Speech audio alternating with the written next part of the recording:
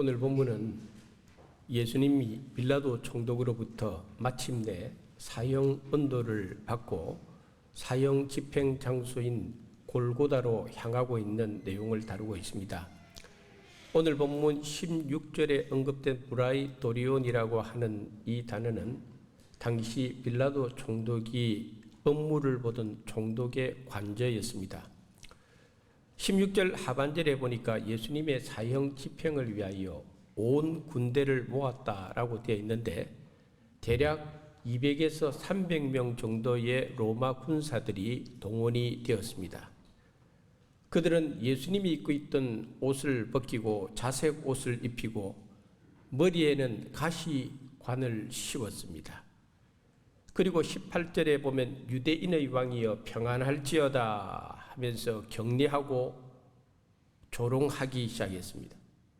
19절에 보면 갈대를 엮어서 예수님의 머리를 때렸다고 되어 있습니다. 이어 침을 뱉고 일부러 절을 하는 신용을 하며 예수님을 계속적으로 희롱을 한 후에 입혔던 자색 옷을 다시 벗기고 본래의 예수님의 옷을 입혀 사형 집행 장소인 골고다로 끌고 나가게 되었습니다. 예수님의 십자가의 처형 장소는 22절에 나와 있는 대로 골고다입니다. 그 뜻은 해골의 곳. 다시 말해서 무수한 사형 집행이 그곳에서 이루어졌기 때문에 죽은 사람들의 그 뼈들이 많이 모여 있는 참으로 무시무시한 장소였습니다.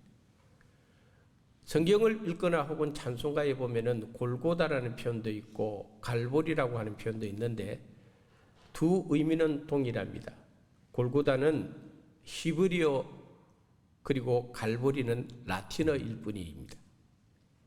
로마 시대에 사용했던 십자가 여러 형태가 있습니다만은 통상적으로 이 십자가는 우리가 잘 알고 있는 가로와 세로가 결합된 모양인데 이 세로로 세워진 나무를 일컬어서 스타페스라고 불렀고 그 무게는 대략 40kg 정도였습니다.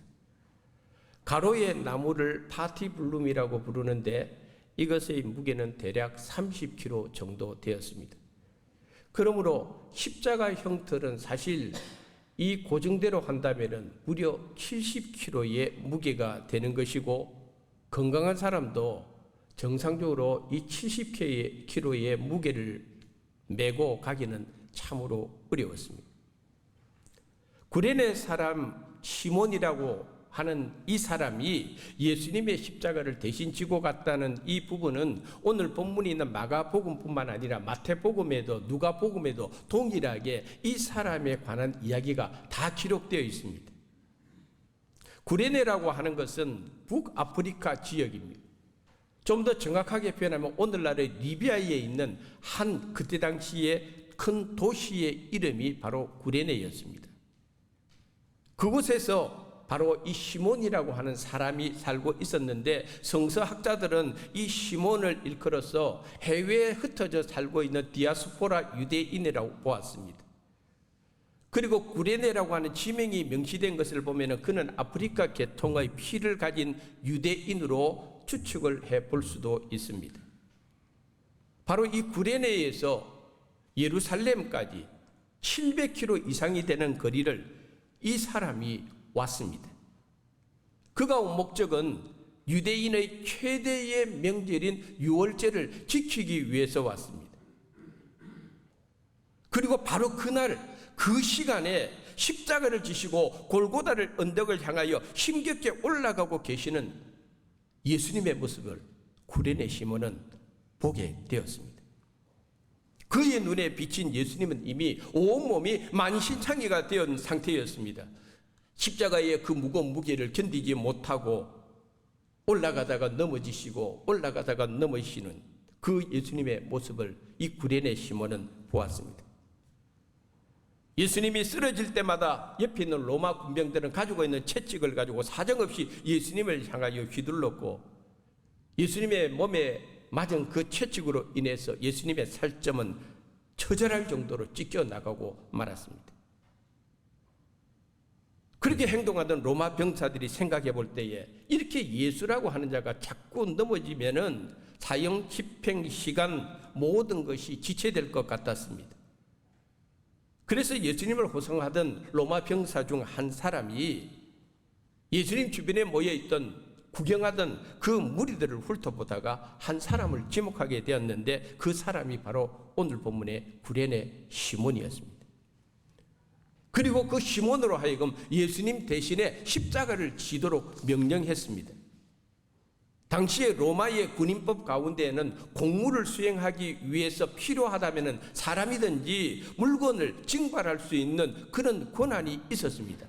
바로 그 권한에 의해서 예수님의 십자가를 대신 지도록 명령받은 사람이 바로 구레네 사람 시몬이었다는 것입니다. 일단 그 일에 지정이 되면은 하기 싫어도 해야 됩니다. 그 명령을 따라야 됩니다. 그래서 오늘 본문 21절에 보니까 구레네 시몬이 지는 십자가는 자발적인 십자가 아니고 로마의 군인법에 의해서 할 수 없이 해야 된 억지로 지는 십자가가 되고 만 것입니다. 사실 구레네 시몬의 입장에서 볼 때에는 그 주변에 자기 말고도 수많은 사람들이 있었는데 왜 로마 병사가 하필이면은 자기를 지정을 해서 그 일을 하게 했을까? 그 입장에서 보면은 너무도 황당하고 너무도 억울하고 너무도 하기 싫은 일을 맡게 된 것입니다. 더구나 구레네 시몬의 마음속에 지금 예수의 십자가 사형 집행을 당하는 저 사람의 십자가를 대신 진다는 것은 적어도 신실한 유대교 율법에 대해서 어느 정도 아는 사람 입장에서는 그 십자가를 지는 것이 얼마나 저주스럽고 얼마나 수치스러운 일인가를 너무도 잘 압니다. 왜? 신명기에 보면 이런 말씀이 있습니다. 신명기 21장 23절 말씀 읽어보겠습니다. 그 시체를 나무 위에 밤새도록 두지 말고 그날에 장사하여 내 하나님 여호와께서 내게 기업으로 주시는 땅을 더럽히지 말라. 나무에 달린 자는 하나님께 저주를 받았음이니라. 아멘. 하나님 말씀, 신명기 율법에 기록되어 있는 말씀. 나무에 달린 자마다 저주를 받는 것입니다. 유대인들의 사고방식 속에 그러므로 이 나무 십자가 이거를 대신 지신다는, 대신 질 수 있다는 것은 그는 엄청난 수치를 자기도 그 엄청난 저주를 자기도 왠지 자기에게도 임하는 것 같은 그런 불안감을 줄 수 있는 사건이었습니다. 믿지 않는 사람들은 흔히 재수 더럽게 없다는 말을 합니다. 어쩌면은 그렇게 푸념하는 상황이 지금 이 구레네 사람 시몬에게 일어난 것입니다. 왜 하필이면 그 시간에 그 장소에서 바로 그 사건이 일어나서 그 일을 자기 자신이 해야 됩니까? 이해할 수가 없습니다. 왜 하필이면 접니까? 우리도 살아가다 보면은 이런 황당하고 내가 예상하지 못했던, 내가 전혀 기대하지 않았던 그런 답답한 일이 내 생활 속에 일어날 때가 있습니다. 왜 나에게 이런 일이 일어날까? 왜 우리 가족에게 이런 일이 일어날까? 왜 내 자식에게 이런 일이 일어날까? 참으로 이해하기 힘들고 어려운 일들이 어느 날 내 삶 속에서 덩그러니 내 앞에 놓여질 때 얼마나 당황스럽겠습니까? 그러면은 우리가 그런 일을 만날 때 바로 이 구레네 사람의 시몬의 마음도 이해할 수가 있고 또 구레네 시몬의 상황을 한번 우리가 헤아려 볼 필요가 있습니다. 왜? 거기에 하나님의 뜻이 있었기 때문입니다. 그가 예수님의 십자가의 현장에 있게 된 이 일이 우연히 일어난 일이겠습니까?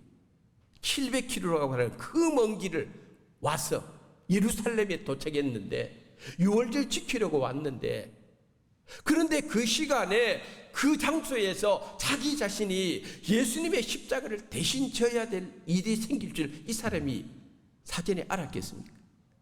이 일이 우연히 일어난 일이겠습니까? 그 주변에 많은 사람들이 있는데 왜 하필이면 로마 병사가 자기를 지정을 해서 자기가 그 일을 맡아야 되는 이 일이 우연히 일어난 일이겠습니까? 구레네 시몬은 당시에는 정말 이해하기 힘들었을 것입니다. 아마 속으로 대단히 원망하고 불평을 했을 수도 있었을 것입니다. 그러나 세상에는 우연히 일어난 일은 아무것도 없습니다. 결국은 내가 만나는 사람도 또는 내가 만나는 사건도 내가 어느 시간에 있게 된 것도 그 장소에서 내가 그런 일을 하게 된 것도 사실은 하나님의 섭리 속에 일어난 일이었습니다. 그러므로 결과론적으로는 그날 그 시간 그 장소에서 그 일을 맡게 된 구레네 시몬에게는 특별한 하나님의 뜻이 예비되어 있었다는 것을 우리들에게 보여주고 있습니다. 그러므로 우리가 잘 아는 잠언 16장 9절에 이런 말씀이 있습니다. 우리 한번 읽어보겠습니다. 사람이 마음으로 자기의 길을 계획할지라도 그의 걸음을 인도하시는 이는 여호와시니라. 아멘. 그렇습니다. 구레네 시몬은 나름 구레네에서 예루살렘으로 올 때에는 이미 자기의 플랜이 있었습니다. 앞으로 이런 일을 할 거야. 예루살렘 가서는 이렇게 할 거야. 사람이 자기의 길을 계획할지라도 걸음을 인도하시는 분 누구라고 그랬습니까? 하나님.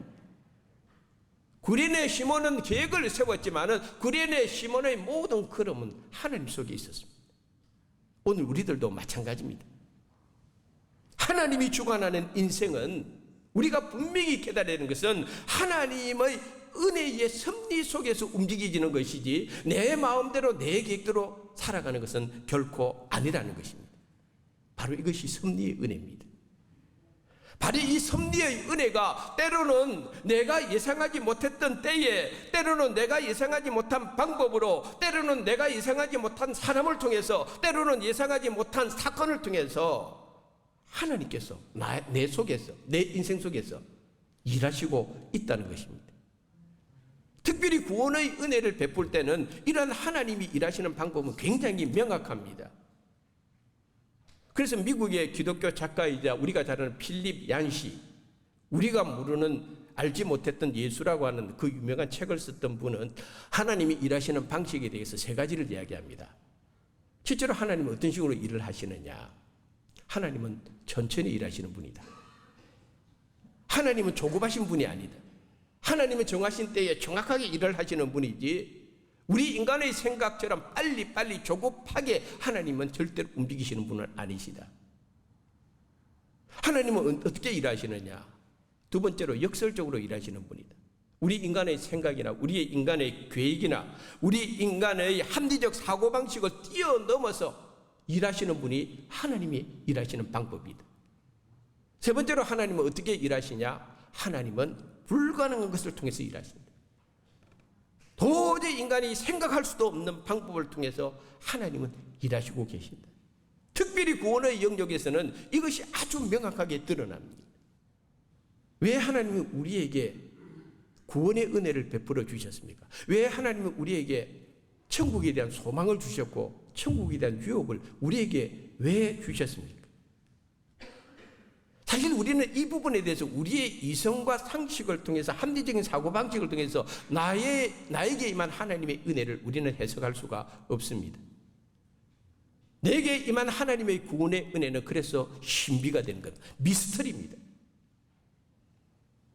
그래서 우리는 하나님께 찬양합니다. 놀랍다 주님의 큰 은혜. 할렐루야. 놀랍다 주님의 큰 은혜입니다. 내 삶 속에서 나를 불러주신 하나님의 은혜 놀랍습니다. 나를 하나님의 자녀로 삼아주게 해주신 하나님의 은혜 놀랍습니다. 내 입에서 예수를 구주로 고백하게 하신 건 놀랍습니다. 놀라운 은혜가 아주 신비하게 내 삶 속에 임한 것입니다. 그래서 사도 바울은 뭐라고 고백을 하느냐 하면은 고린도전서 2장 9절에 이렇게 고백을 합니다. 우리 한번 읽어보겠습니다. 기록된 바 하나님이 자기를 사랑하는 자들을 위하여 예비하신 모든 것은 눈으로 보지 못하고 귀로 듣지 못하고 사람의 마음으로 생각하지도 못하였다 함과 같으니라. 아멘. 하나님은 역설적으로 일하시고 불가능한 방법으로 일하시고 내 생각과 내 예측과 내 기대를 넘어서서 일하시는 하나님. 할렐루야. 그렇게 일하시는 하나님을 우리가 어떻게 이해할 수가 있겠습니까? 하나님은 우리의 모든 것, 우리를 위해서 예비하신 모든 것이 있다고 바울이 고백합니다. 구원도 우리에게 예비하신 최고의 선물입니다. 하나님은 구레네 사람 시몬과 그 가정을 구원하기 위해 그날 그 시간에 바로 그 장소에 억지로라도 예수님의 십자가를 대신 지도록 하나님이 그 가정 속에 역사하신 것입니다. 할렐루야. 우리가 하나님의 일을 해나갈 때에 항상 우리 마음에 다 들어서 하나님 일을 하는 거 아닙니다. 물론 어떨 때는 좋아서 하나님 일을 할 때도 있습니다. 은혜도 넘치고 내 마음에 자발적으로 기쁨이 넘쳐서 하나님의 일을 할 때가 우리 있습니다. 근데 항상 그렇지는 않습니다. 어떨 때는 이 구레네 시몬처럼 억지로 일을 해야 될 때가 있습니다. 하기 싫은데 속에서 부글부글 끓으면서도 마음에 그 원망이 막 일어나면서도 분노가 일어나면서도 이해할 수 없는 상황에 내 머리가 막 혼란스러운 가운데서도 때로는 하나님은 우리를 억지로 십자가를 지는 일에 우리를 불러내는 경우가 있습니다. 그러나 우리가 분명히 한 가지 알아야 될 것이 있습니다. 그거는 뭐냐면은 이해할 수는 없지만은 억지로라도 하나님께서 나에게 무언가를 맡길 때 순종하면은 하나님께서 예비하신 모든 좋은 복을 우리가 누릴 수 있다는 것입니다. 할렐루야. 반드시 기억하셔야 됩니다. 우리 하나님을 여호와 일이라고 불러요. 준비하시는 하나님. 하나님은 저를 위해서 많은 것을 준비해 놓으신 분이 오늘 이 자리에 계신 우리 성도님을 위하여 하나님은 이미 준비해 놓으시되 조금 전에 사도 바울의 고백처럼 모든 좋은 것을 사랑하시는 자들을 위해서 하나님은 예배해 놓으셨다라고 성경은 우리들에게 증거하고 있습니다. 우리는 이 사실을 잊지 말아야 됩니다. 우리는 이 사실을 붙들고 소망으로 삼아야 됩니다. 기도할 때 우리가 낙심하지 말아야 될 이유가 있습니다. 아하, 하나님은 모든 좋은 것을 응답으로 준비해 놓고 계신다. 할렐루야. 우리가 잊지 말아야 될 사실이 바로 여기에 있습니다. 그러므로 오늘 이 예배에 참석한 우리 성도 여러분, 자, 가슴에 손을 얹고 이렇게 우리 고백합시다. 하나님은 나를 위해 좋은 것을 준비해 놓으셨다. 할렐루야. 하나님은 우리 가정을 위해서, 우리 자녀들을 위해서, 우리 교회를 위해서 좋은 것을 준비해 놓으셨다. 할렐루야.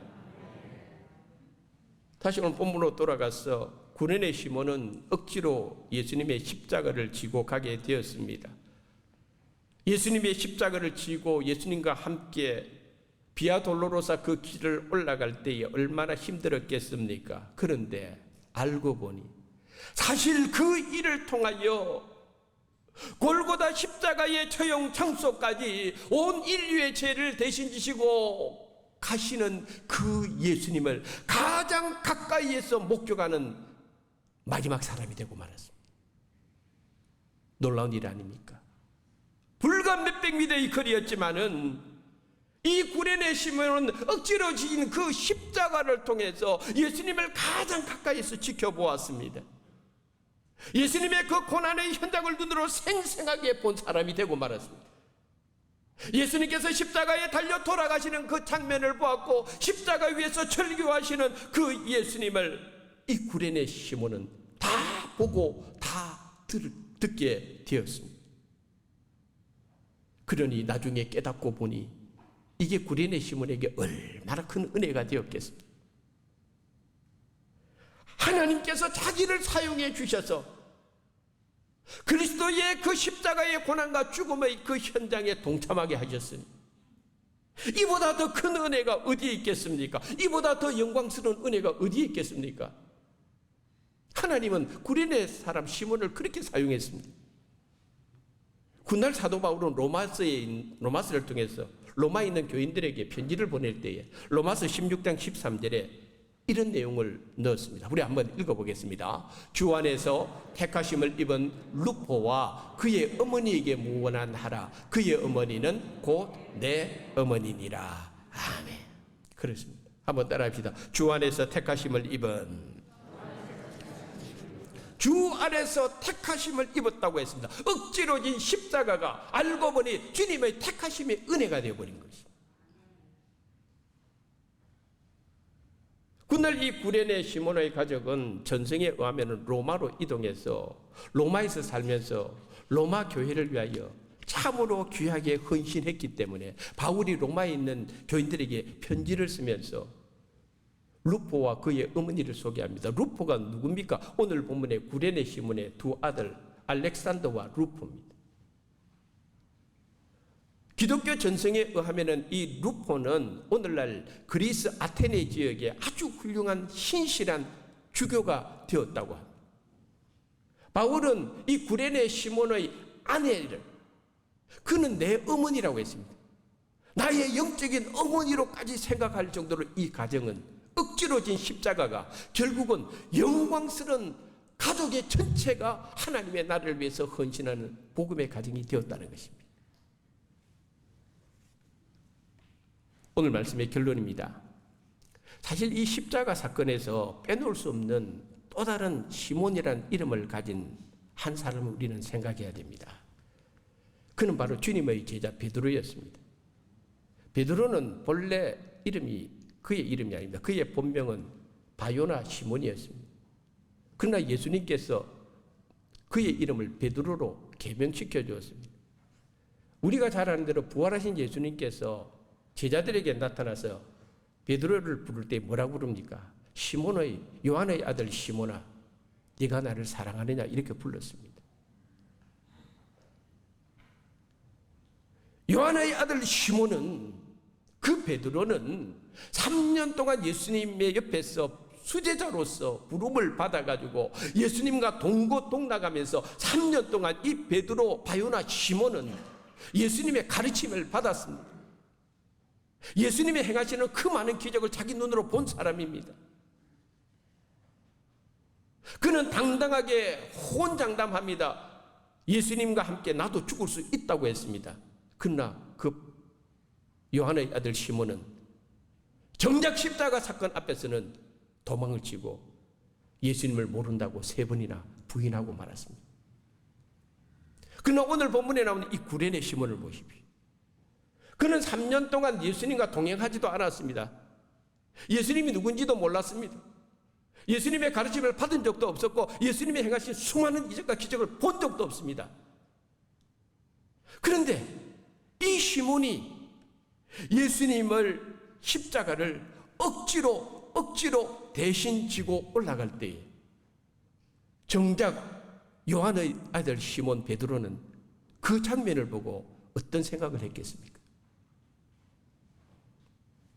사실 이 요한의 아들 시몬이나 구레네 사람 이 시몬은요, 우리들의 모습입니다. 우리들의 실체입니다. 우리들은 살아가면서 얼마나 주님을 많이 부인을 합니까? 잘 믿는 척 하지요. 많은 주님을 실망시킬 때가 얼마나 많습니까? 요한의 아들 시몬의 모습이 사실 우리 모습이고 하나님의 은혜 속에 있으면서도 억지로 그저 하는 수 없이 하나님의 일을 할 때도 얼마나 많습니까?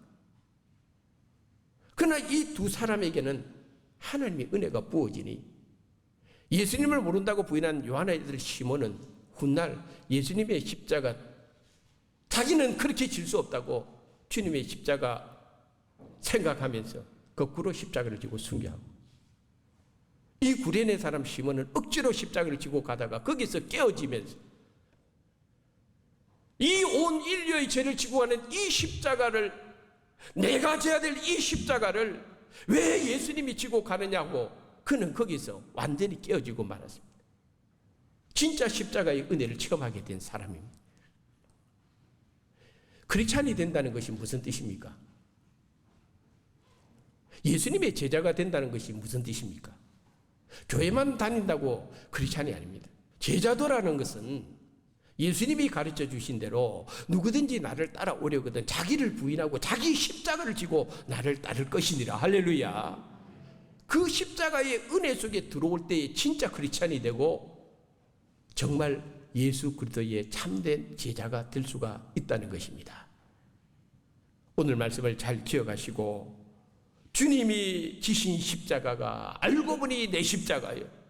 구레네 시몬이 바로 이 사실을 깨닫고 보니 그날 그 시 그 장소에 자기를 사용해 주신 하나님의 은혜가 얼마나 놀라운지 그는 그렇게 주님의 복음의 사람이 되었고 그 가정이 복음의 사람이 되었고 그를 통하여 남은 생에 하나님께 영광스러운 삶을 살게 되었다는 것입니다. 구레네 시몬과 그 가정에 임한 이 놀라운 은혜가 오늘 이 시대에 우리 성도님들 개인 속에 일어나는 일이요, 가정 속에 일어나는 일이요, 자녀들 속에 일어나는 거룩한 변화의 역사가 될 수 있기를 주님의 이름으로 축원합니다.